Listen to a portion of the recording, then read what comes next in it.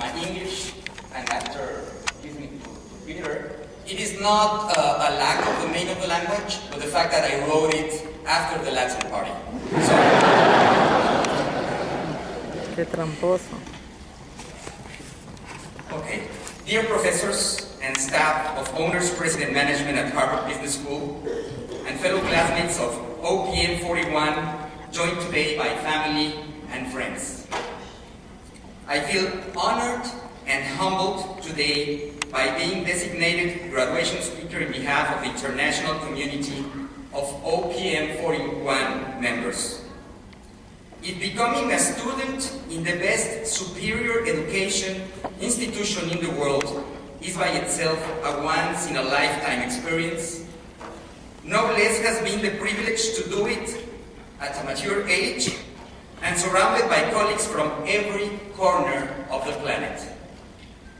The OPM experience has given us a chance not only to become better entrepreneurs, but most importantly, has shown us that the world is a smaller place than has ever it been, and that the beauty of human spirit goes beyond culture, gender, religion, or nationality.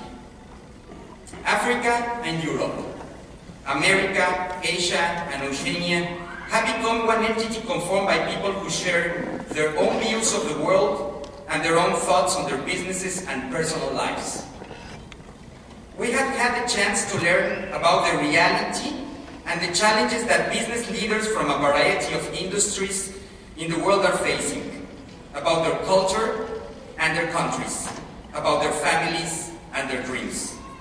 We have been blessed to make new friends. Being in this place has been a kind of United Nations experience, but I must be honest, a little bit more profit-oriented. But how are we to make this experience go beyond our company's success? How can we accomplish Harvard Business School mission by being leaders who can make a change in the world? Sometimes being able to make big changes require new little approaches on the way we think about ourselves, the way we deal with human relationships, and the way we see the world.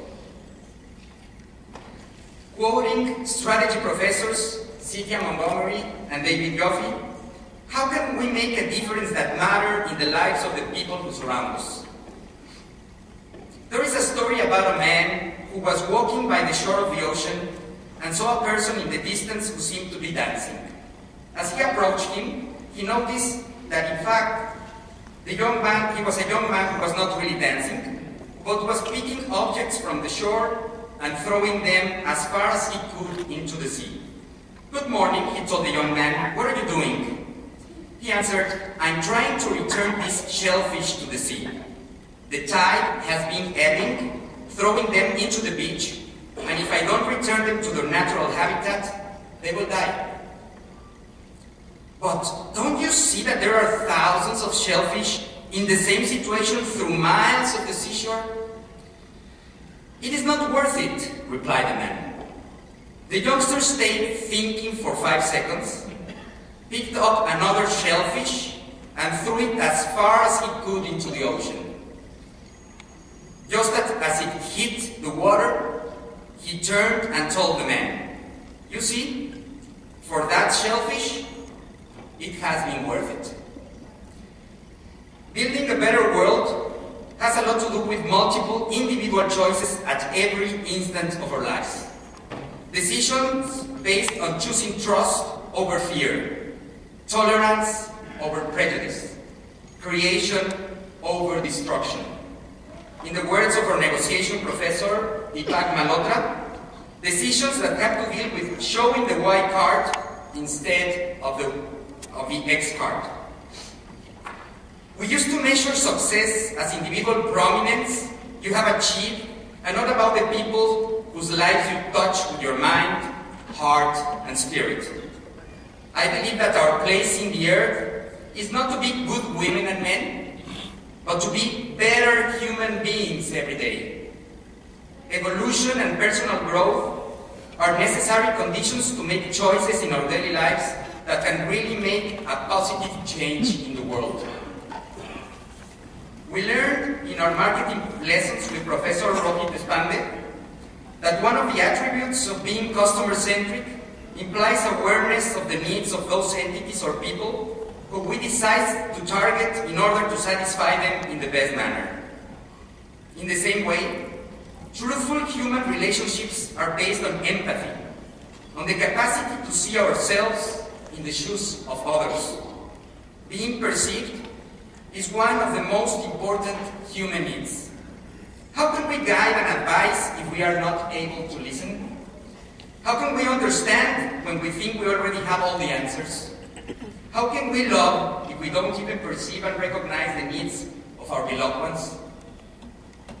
Today's reality requires us to deal with everyday changes. As Professor and Faculty Chair Linda Applegate would say, innovation is the name of the game. There is a risk of creating big gaps in terms of sharing common experiences with younger generations, including our own children. Technology and communications have redefined human relationships. The big challenge of our times is to keep those relationships being human. As family and community leaders, we will have to deal with it. As Professor Ashish Nanda quoted, as climbing stairs up and down in class in one of his motivational lessons, resilience, the capacity to adapt to new circumstances in changing environments, may be more important than strategy itself. The challenges that we face as leaders require much more than a high degree of intellectual and technical abilities. Meeting those challenges has a lot to do with our emotional balance, self-confidence, and a big dose of humbleness. To recognize that we are in an age where we have to constantly learn, unlearn, and learn again. Being now Harvard graduates, this word, humbleness, must not be forgotten. Maybe this story will help to do so. It is one of my favorites. It relates to a reunion that took place among 4 old high school friends. 3 of them were able to attend college in business schools in Harvard, Stanford, and Wharton, respectively. The 4th one, who was the last to arrive to this meeting, used to have bad notes in high school and could never make it to college. The 3 classmates with a college degree were very surprised as they saw their 4th classmate arrive to the reunion in a luxury car, wearing expensive clothes and very fine jewelry. "Hey, John, how could you make so much money if you didn't even get a business degree?" asked one of the intrigued classmates. "Well," he answered, "since I was not able to get a top executive job, I opened my own commercial enterprise.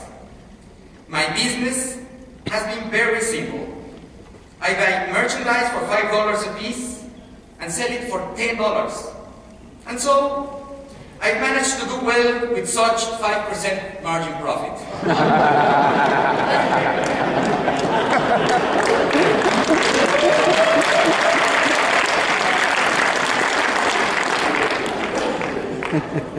Oh, this is a short message for my daughters, Danielle, Alexa, Carla. This was just a job of humbleness. There are other ways of becoming rich without leaving school, okay?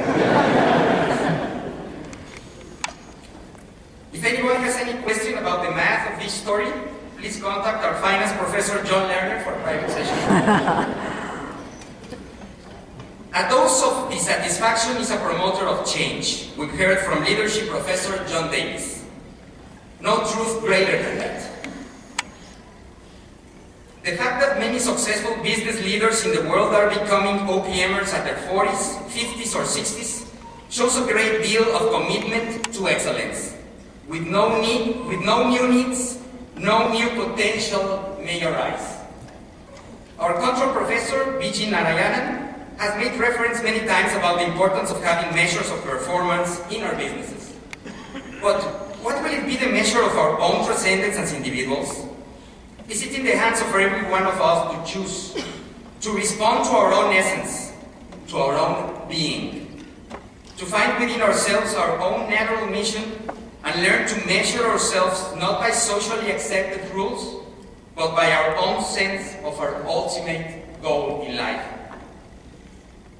I've had the privilege of being part of an international community of classmates, great human beings and leaders from the 5 continents and 40 countries, whose contributions during class, teamwork and personal interaction have been one of the most wonderful and enriched experiences in my life. I want to thank and recognize my classmates from Europe, Austria, Bulgaria, Czech Republic, Cyprus, France, Hungary, Poland, Switzerland, Sweden, Spain, Turkey, Ukraine and United Kingdom. From Africa, Kenya, Mozambique, Nigeria and South Africa. From Asia and Oceania, Australia, China, India, Kazakhstan, Kuwait, Lebanon, Malaysia, Pakistan, Republic of Korea, Singapore, Thailand, and United Arab Emirates. And last but not least, my fellow Latin Americans, Argentina, Bolivia, Brazil, Chile, Ecuador, Guatemala, Mexico, Panama, and Venezuela.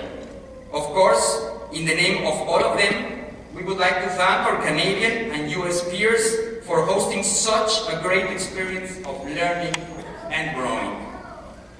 In the name of all of them, we want to thank the roster of magnificent professors of Harvard Business School, headed by Linda Applegate, who have taught us not only lessons for business, but mainly lessons for life.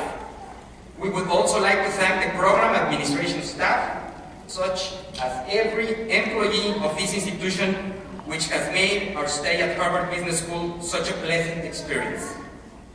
I would also like to thank the presence of the families and friends of all graduates, many of whom come from very far places in the world.